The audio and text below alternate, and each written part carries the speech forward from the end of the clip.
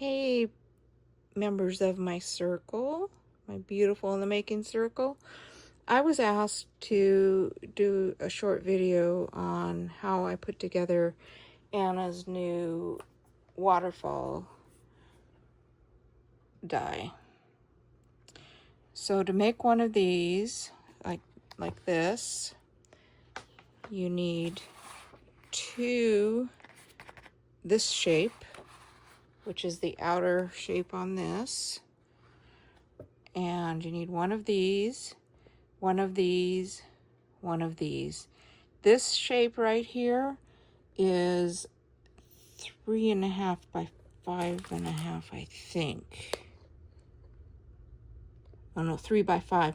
So this you could use for the photos on the back.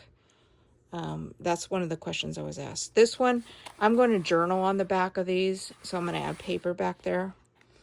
So I have this one started, and I kind of like a border around the outside. I'm not sure if the rose one is the best one, because I'm going to end up covering the corners because they're not the same on each side. But I cut some tape. There's one is this shape, and then I also cut one back here that's text weight, and I'm going to end up gluing that rather than using tape on it because it's not holding very well. So in answer to that question about text weight paper with this die, I don't think I would use it. I made this match the matte colors so they see where the pull is. And to figure out a frame for it, the outside edge of it is 8, depending upon which way it is. So on this one, it's 8 this direction and 6 1/4 this direction. So I just, marked off where that was. On the other one, I did it the other direction. So it just depends on which direction you do it into. So see, this is pulling really good. And we have these down. So in order to put photos on there, I really feel like you need to cut them down so they're actually matted. These are all of Monet's garden.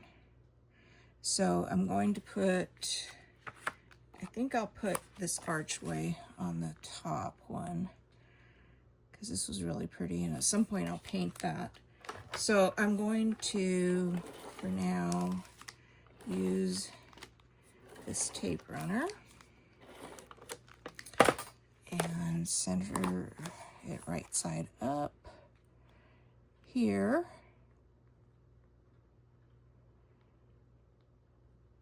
Like that.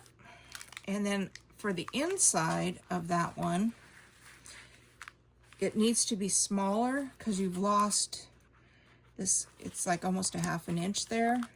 So the photos for that section need to be 5 by 3. The top ones are 5.5 by 3.5. So yeah, that's the closest. I found dies that were that shape, and like this one is the rectangle that comes with the die set itself. And you just want to make sure you have the photo going the right direction and center it like that. And then you go on to the next photo. Use the bigger ones, which are 5.5 by 3.5. This was a boat that was in Monet's pond, and he painted this pond multiple times. This boat, he actually had workers that came out each day to dust off the lily pads. It was pretty cool hearing about that. Then here's another angle of the boat and the pond.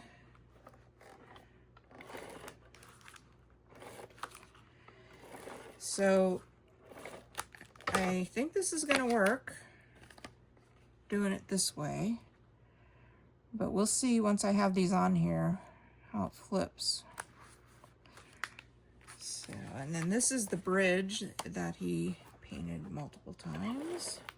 We painted it while we didn't paint it actually in Monet's garden, but we did sketches and then painted it at the retreat, watercolor retreat place I went to.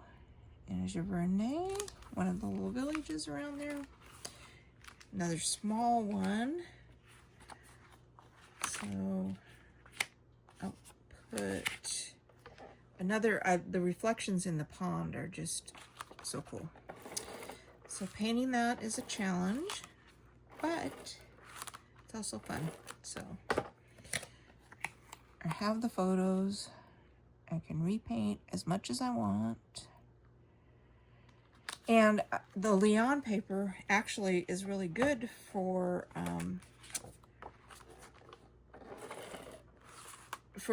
Monet because he loved Oriental stuff. If you tour his house, he has all kinds of Oriental stuff in there. We went in there, but it was pretty crowded. Okay, and then we have the little one. And I think I'm gonna put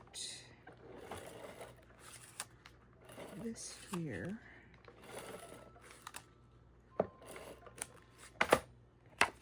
Of me and Linda.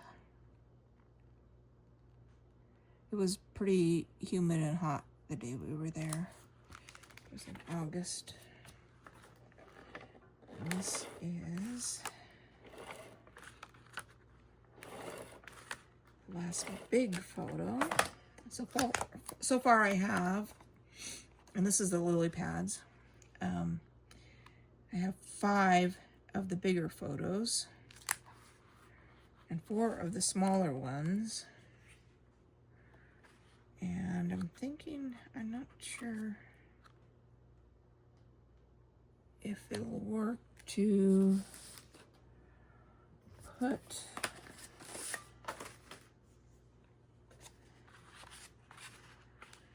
another photo. This is one of our instructors.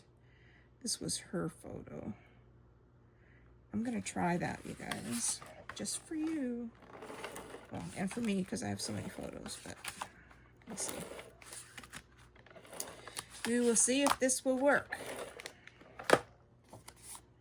If not, I'll pull it off. That's why I'm not using glue on this part of it. On some of this stuff, normally I would use glue. But let me put this down here. In case I have to take this apart, I don't want glue. So this is going right here because she's pretty talented. She's won all kinds of awards. So, okay, that's a wish me luck. Let's see what we're doing here. What am I caught on? Oh, the border.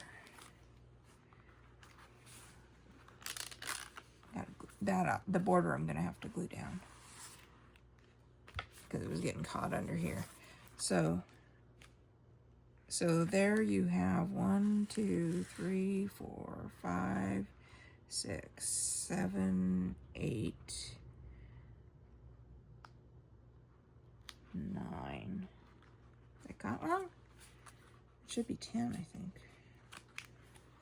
Got it. Off of there. Okay, so let's do that again. 1, 2, 3, 4, 5, 6, 7, 8, 9, 10. There's 10 photos. And hopefully you can see all that. So in answer to the question, yes, you can put more photos in there. I would cut the photos down because if you're gonna have a mat there, you might as well be decorative. give yourself someplace to journal or write something, at least, you know, where it's at or whatever. And this inside one, so the outside one is cut to 5.5 by 3.5, and we have 5 of those. This inside one, because of this overlap, is 5 by 3, which that is this die from the set. So I think a lot of you will have dies that you can cut down photos and the mat itself onto. But yeah, that's working good. Okay, thank you.